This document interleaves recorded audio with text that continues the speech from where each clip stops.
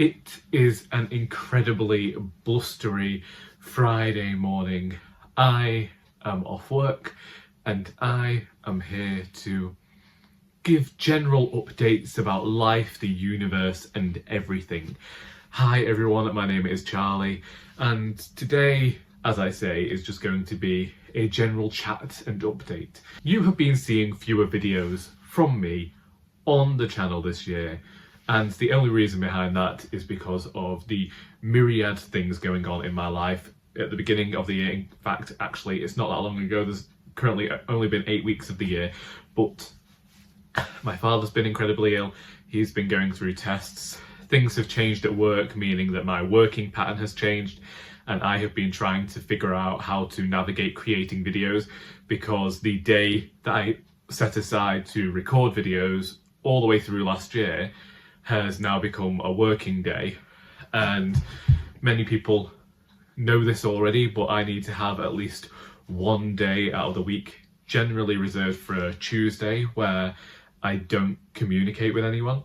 Because I've been going into work the following day, it's felt like I've had to change the way I do those days, whereas I could cope with having a Tuesday off and chatting to Charlie in the morning, and then I go and do a long jaunt with Sal in the afternoon. But now my day feels like when I'm going into work the next day, I'm constantly preparing my mind for going into work and what I have to do before getting there. So it's been adjusting that sort of thing. And I still haven't got used to having Fridays off. I still can't help but feel like I'm neglecting work by not being there. But I also wanted at least 2 full days off, one following the other, because everybody else within where I work gets that. And so I feel like it's only fair, but it's an adjustment. And there's a lot of other stuff going on as well, a lot of changes within the charity and the forthcoming changes to the shop. And I think that any sense of change and possible change can bring with it this sense of unease, which is something that I've been experiencing a lot recently. I think also alongside those nerves about the changes within the shop and the way that's going, have also been nerves about Mistakes Mean Murder, the second in the Cozy Crime series that I started a few years ago. And this has been what I have called my most difficult book to write. But as I say all the time, that is something that I have talked about and said about most of my books. Each subsequent book has felt more difficult than the last, and I think that that's a good thing. I think, I always want to be challenging myself when it comes to my writing, and the book following this, which is currently titled, but I haven't been sharing the title in case it changes, is going to be even more challenging due to what I want to do with perspectives and the way I want to tell that story. I have been pleasantly surprised by Mistakes Mean Murder though. The launch did not go as well as I had hoped, and everyone's been saying to me, you don't need to tell anybody that the launch event didn't go well. Nobody needs to know this, but I prefer to be honest, and so I will admit that I had half a dozen people turn up for the launch.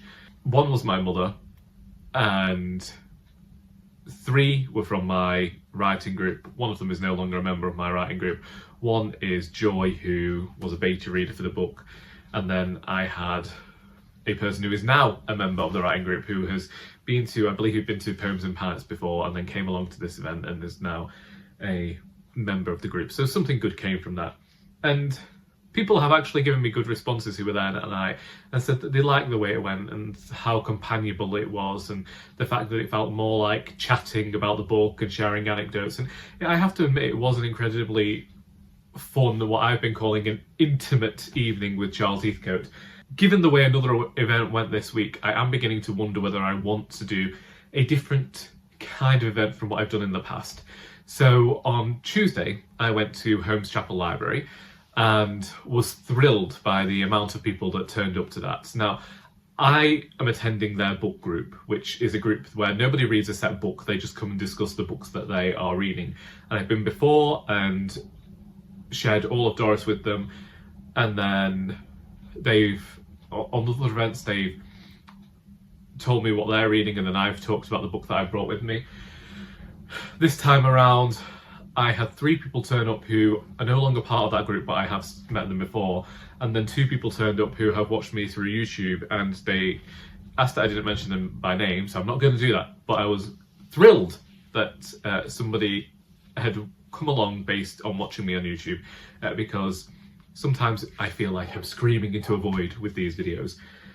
But that was an incredibly well-attended event by my standards, and it's made me debate whether I ought to do something more like a sit-down chat situation where we just discuss the book and we chat and have coffee or tea, and they can have slices of cake if they want it. We'll see. I only have a couple more events at libraries booked currently, and I'm trying to get more, waiting to hear back from people. But I have hit 30 events now. I will be doing a few in June alongside another writer friend of mine, but I will confirm libraries and dates and everything further down the line and talk about them properly then.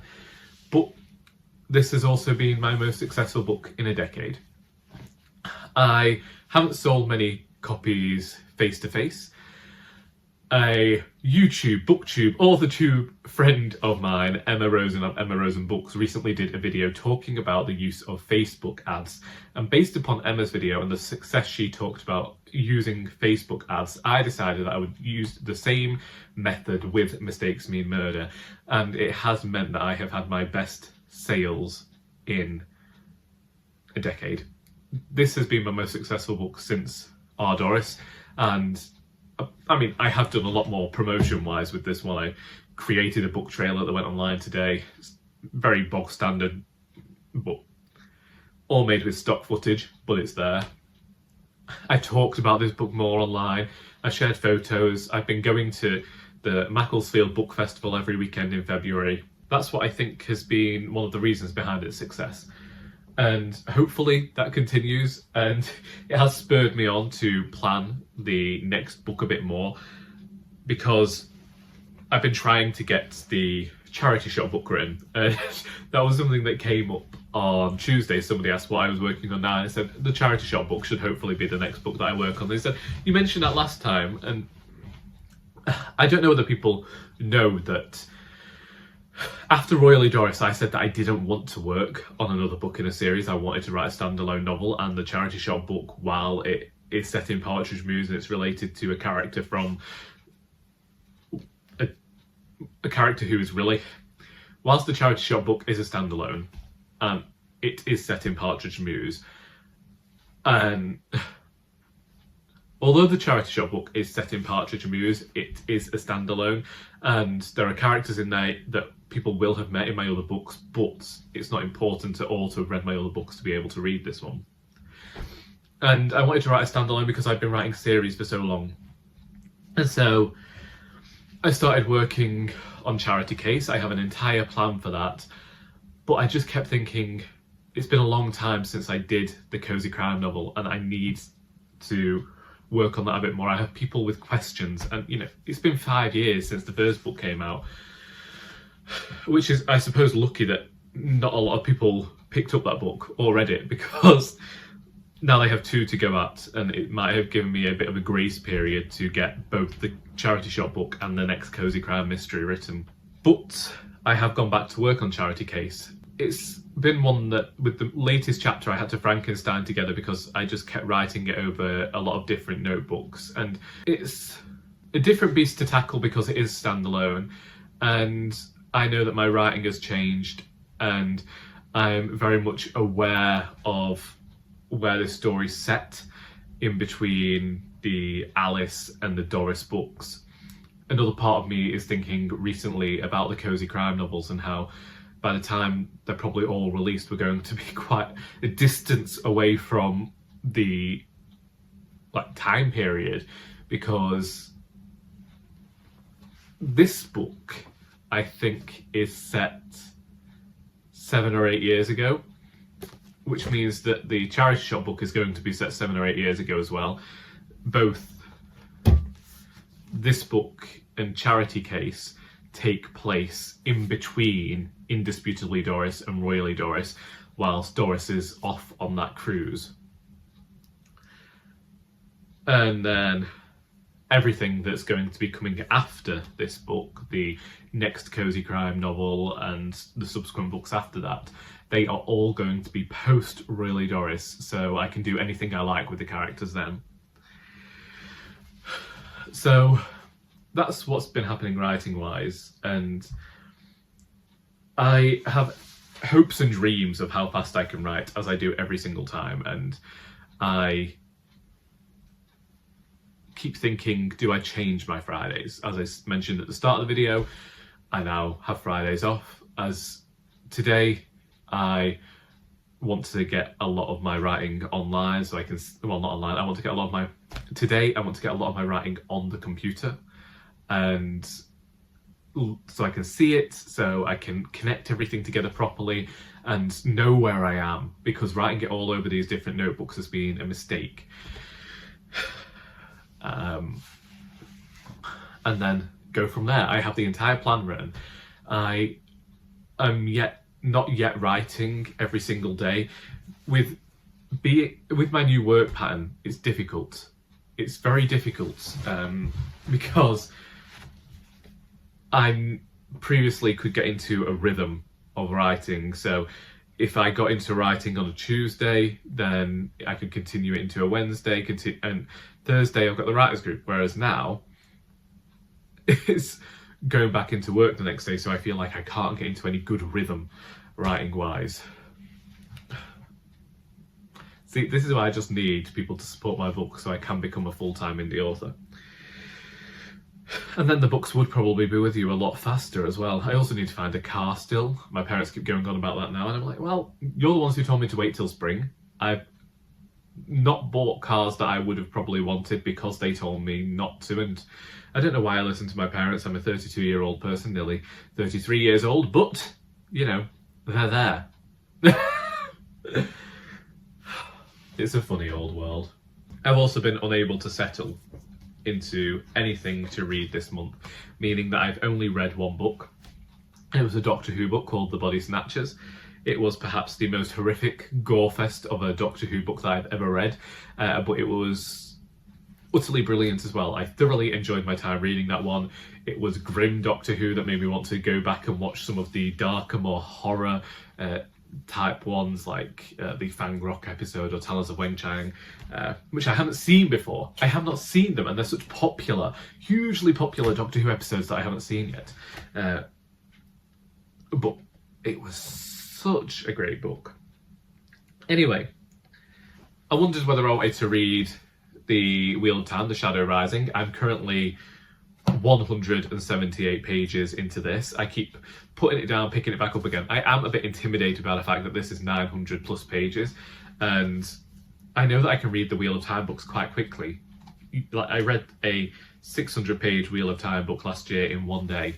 They are utterly compulsive to me and something that I really want to experience, but I think I haven't read anything, so then I feel bad about picking up something so huge.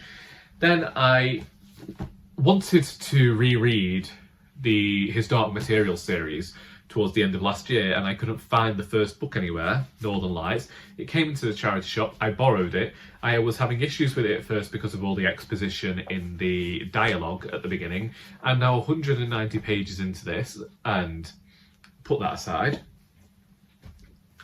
I am 44 pages into Tell Me Everything by Elizabeth Strout, a book that I have really wanted to read, and I thoroughly enjoy Elizabeth Strout's prose. You move through it so quickly, there's so much said between the lines, and I haven't had the impetus to pick it up. A book I picked up at the charity shop at the end of January, start of this month, is Their Finest by Lissa Evans. And this is a book set during the Second World War, and they are making films, and they are about to make a film about two sisters who, it said in the news, went to Dunkirk to rescue soldiers.